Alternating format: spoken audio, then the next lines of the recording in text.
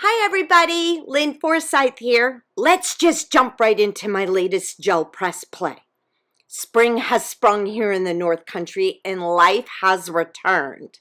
The leaves are popping all around, which makes this soul so happy. So I decided to grab my scissors and a basket to gather a few of those newly sprouted leaves.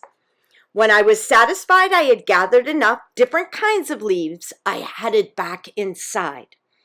I decided to pull out my 12 by 12 gel press along with a few perfect paints in the analogous color scheme.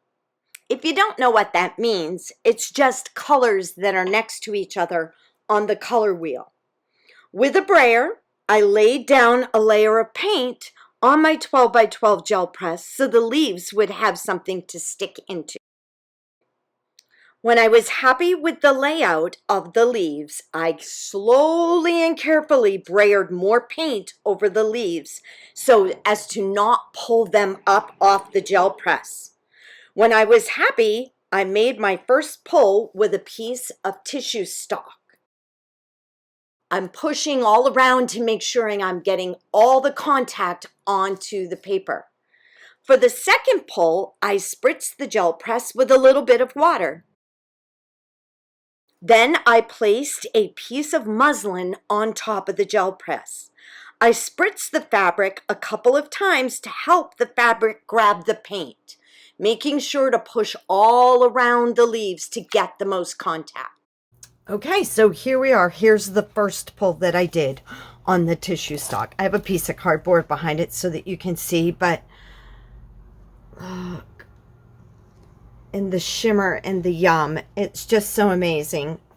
So here is the second pull that I did on fabric. Now, to me, this is amazing. I love it. And this indeed will become a pillow cover.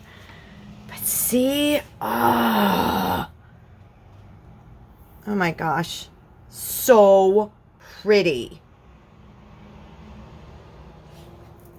All right, and here was that last pull that I did.